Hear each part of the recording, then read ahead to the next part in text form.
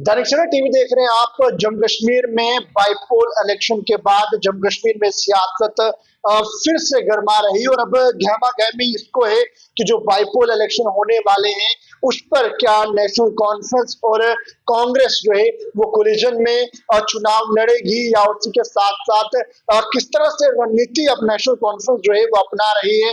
Bypoll election हो या उसी के साथ जो राज्यसभा की सीटें हैं उन पर क्या कुछ नजर है। नेशनल कॉन्फ्रेंस के मेरे साथ बशीर अहमद जी हैं और अपोजिशन सेक्रेटरी हैं। बशीर साहब, किस तरह से देख रहे हैं पहले बाईपोल इलेक्शन जो 2 सीटों पर होने जा रहे हैं और उसके साथ राज्यसभा को भी?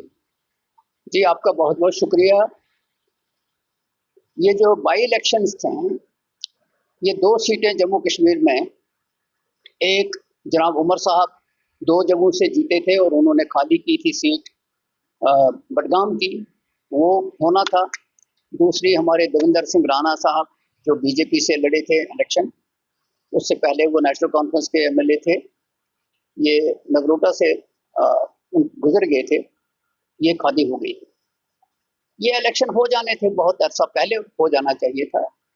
इलेक्शन के फौरन बाद महीने 2 महीने में कराए जा सकते थे, लेकिन मुझे नहीं मालूम कि सेंट्रल गवर्नमेंट क्यों इसको डिले कर रही थी और इलेक्शन कमीशन ने क्यों नहीं इसका संज्ञान लिया, क्योंकि इलेक्शन कमीशन ऑफ इंडिया जो है एक कॉन्स्टिट्यूशनल अदारा है और वो इन चीज़ों को देखता है कि किस जगह पोलिंग होनी है, किस जगह पे क्या सिचुएशन बनती है इलेक्शन के हवाले से, वो करते हैं फैसला।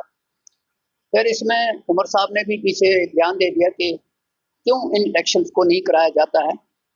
और दूसरा आपने जिक्र किया राज्यसभा का, तो राज्यसभा के इलेक्शन भी बहुत अरसा पहले हो जाना चाहिए थे, जब पार्लियामेंट के भी चुनाव हो गए और असेंबली के भी चुनाव हो गए। इसके लिए कुछ नहीं करना था, एमएलए को वोट डालना था, वो भी इन्होंने नहीं कराए। इस सवाल का जवाब तो बीजेपी वाले दे रहे, लेकिन मेरी तरफ से आपके माध्यम से उनको सवाल है कि परेशानी क्या है, इसके लिए कौन सी तैयारी करनी थी कि आपने जम्मू कश्मीर के लोगों की ये जो 2 सीटें हैं 1 साल ज़ाया कर दिया और उनको चुनाव नहीं कराए। बहरहाल देर आए दुरुस्त आई, एक मुहावरा है, देर ही सही मगर चलो आगे इलेक्शन अनाउंस हो गए। अब इलेक्शन जो बाई इलेक्शंस हैं उसमें नेशनल कॉन्फ्रेंस हमेशा इलेक्शन के लिए तैयार रहती है। इसमें कभी भी आपको नहीं लगेगा, national conference order based party है और इंडिया के अंदर नेशनल कॉन्फ्रेंस दूसरे नंबर पे है जो सबसे पुरानी पार्टी है।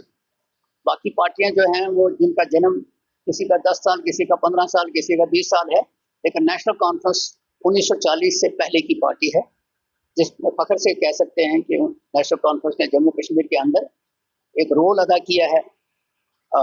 1947 में भी, 1950 में भी, और उसके बाद कंटिन्यूसली जम्मू कश्मीर के लोगों को खिदमत कर रही है। उस भरोसे पे हम इलेक्शन में हमेशा तैयार रहते हैं। बशीर साहब, मेरा सवाल ये है एक और, अब जो कोलिजन पे कांग्रेस कह रही है कि इन 2 सीटों पर चुनाव लड़ा जा सकता है, नगरोटा और बडगाम की बात करूं, नेशनल कॉन्फ्रेंस का इसको लेकर क्या स्टैंड है कि जो ये बाई इलेक्शन 2 सीटों पर होनी है इसे आप लोग कोलिजन में लड़ेंगे? पहली बात यह है कि इलेक्शन जो हमने 24 में लड़े थे वो नेशनल कॉन्फ्रेंस और कांग्रेस ने इकट्ठे मिलकर लड़े। उसके बाद जब गवर्नमेंट बनी तो कांग्रेस ने गवर्नमेंट में हिस्सा लेना मुनासिब नहीं समझा। उन्होंने कहा कि जब तक स्टेटहुड नहीं मिलता है तब तक हम गवर्नमेंट का हिस्सा नहीं बनेंगे। बहरहाल नेशनल लेवल की पार्टी है, उनका हक है अपने बात रखने का। अब जो जब से इलेक्शन अनाउंस हुआ है तब से बातचीत शुरू हो गई है। आने वाले वहाँ 2 दिन पहले अनाउंस हो गया था कि दिग्विजय सिंह जी को उन्होंने बातचीत के लिए मुतय्यन किया है और वो लीडरशिप के साथ बात करेंगे। इस बात का जवाब आने वाले दिनों में मिलेगा कि कांग्रेस इसमें मिल के लड़ेगी। बहरहाल कांग्रेस के भी इसमें एमएलए हैं, दूसरी पार्टियों के भी हैं।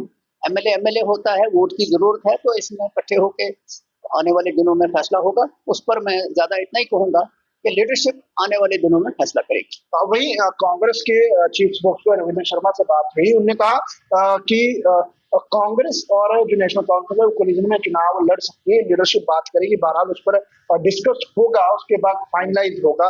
क्योंकि उन्होंने कहा कि क्योंकि पहले भी चुनाव लड़ा, कोलिजन में लड़ा, हम सरकार के साथ है, लेकिन हमने जो है वो हम बाहर से उन्हें सपोर्ट दे रहे हैं। लेकिन क्या लग रहा है जो राज्यसभा को लेकर जो 2 सीटें हैं अहम है, नेशनल कॉन्फ्रेंस अपनी दावेदारी कर रही है, भाजपा दूसरी तरफ से कह रही है कि 2 सीटें हम लोग निकालेंगे, लेकिन क्या देखने को मिल सकता है कि नेशनल कॉन्फ्रेंस की तरफ से 1 सीट पर कांग्रेस को भी ऑफर की जाए? बुनियादी तौर पे 4 सीटें हैं, तो नेशनल कॉन्फ्रेंस और इस पर भी फैसला जो है, जो हमारी और ग्रुप है, लीडरशिप जो है वो बैठेगी, इस पर फैसला करेगी कि हम तो 4 सीटें लड़ेंगे। 4 सीटें इसलिए लड़ेंगे कि नेशनल कॉन्फ्रेंस के जो मेजॉरिटी है जम्मू कश्मीर में, उनको हक है कि वो इसमें चूंकि एमएलए वोट करते हैं। बहरहाल इसमें पीडीपी के भी एमएलए हैं, कांग्रेस के भी एमएलए हैं, सीपीआई है, वहाँ से सज्जाद लोन साहब हैं जो बीजेपी एडेड पार्टी है, इसी तरह और लोग भी हैं। तो इसमें चूंकि एक्सपर्ट्स बैठेंगे, वो डिस्कस करेंगे कि किसको क्या करना है।